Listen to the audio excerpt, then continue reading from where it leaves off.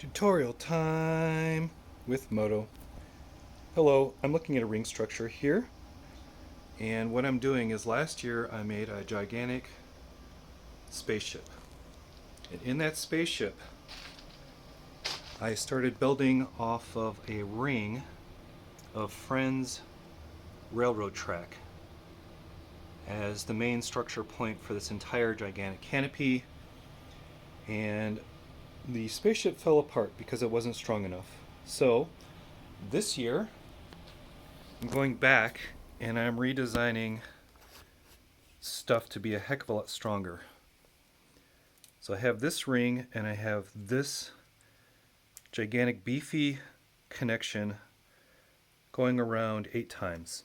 And I didn't finish the last one, I left it till now because I wanted to show you a couple of techniques of whenever you want to use Technic to reinforce your build and how to kind of connect things from a system building perspective, different types of techniques. Not so you can recreate this, but so that you can kind of think about things and make them your own. So here I have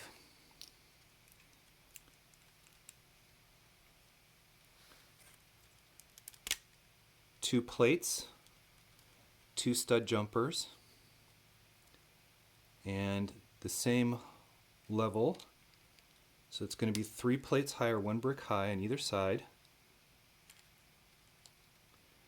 And to mirror image it, because what I'm doing is trying to sandwich these railroad tracks together really strong, is on the opposite side I have a full brick, so I'm going 1 extra plate length deep, so that by the end of it it'll be 1, 2, 3, 1 brick, 1, 2, 3, 1 brick, and then 4 tall. So there's an extra plate. And the reason that I'm doing that is if you look at the thickness of a plate, if you go 90 degrees and you look closely, it's going to be 2.5 plates in height, 2.5. So for every 1, 2, you would be 5 plates deep. So that's a weird, unusual number. And to deal with that, what I'm doing is using these bracket plates. And these bracket plates have a 1/2 plate thickness on one end. So this half and this half is going to add up to 1. A 2 equals a 5. 5 plus 2/2 is 6, which is exactly what this is going to be. So if I want to keep these plates together, I'm going to lock them together like that. Okay. And on the opposite end, I'm using the 1/2 offset toward the other way. So the depth also accounts for that offset. So I could have sandwiched these together and popped them on, but it's not going to give me a great reinforcement from the other direction. So let's go ahead and take this piece, the same idea, on the inside, and pop that in.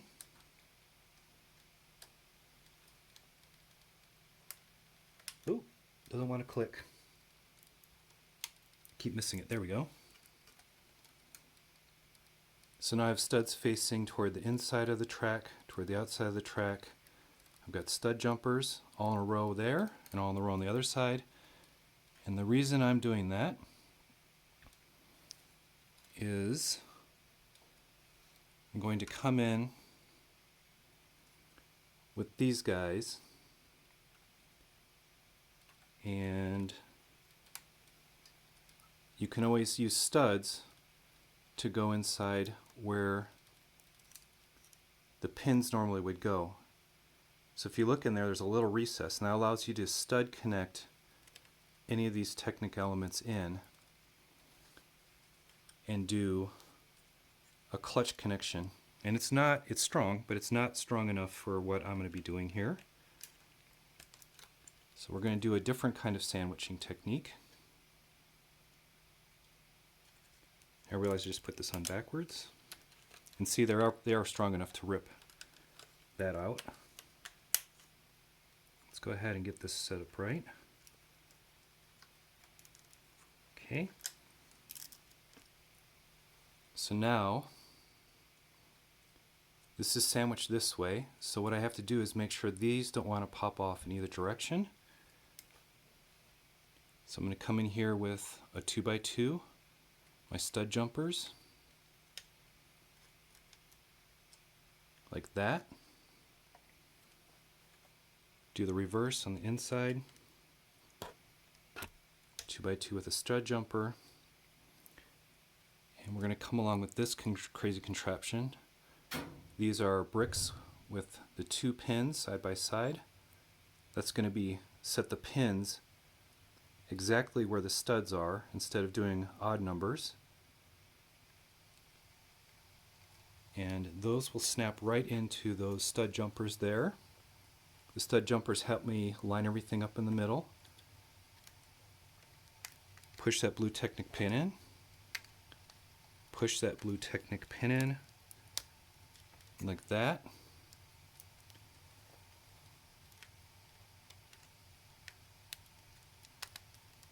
So those Technic bricks are now locked in, because if I want to build using a system stud for greebling or whatever out, I can face this off now and hide it.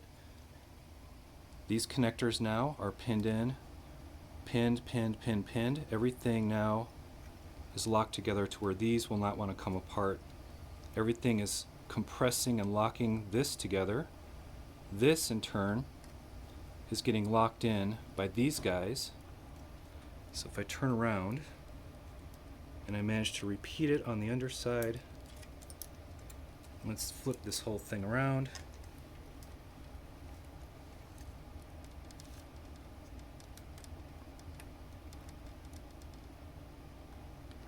That's going to click into those studs.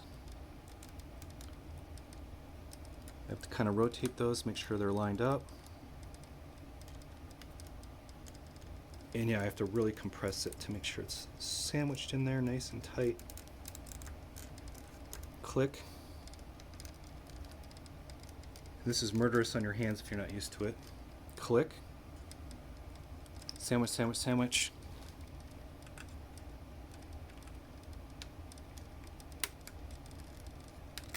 And there you go. Oh, come on. That last pin is always the worst. There we go. So now that I've smashed that all together, I'm using compression throughout all the different pieces here to make sure they combine into a locked unit.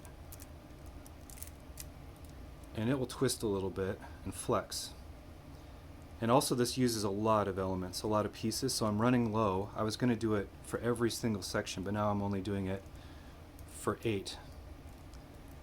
And there's always an overhang because I was doing even numbered system units. So because of the odd number of these beams, there's always going to be one hanging out here, down below. And that's cool because I always want to be able to have a way to pin and start to move the elements and lock them together. So what I'll have to do is lock this to this, triangulate it up so that nothing wants to flex anymore. But as far as this knuckle, if I can get a grip there, it's going to hold that whole thing very, very stable.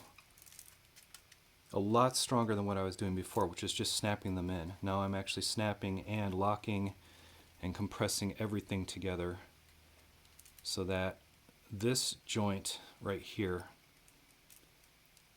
is using the Technic system to lock everything and sandwich it together completely.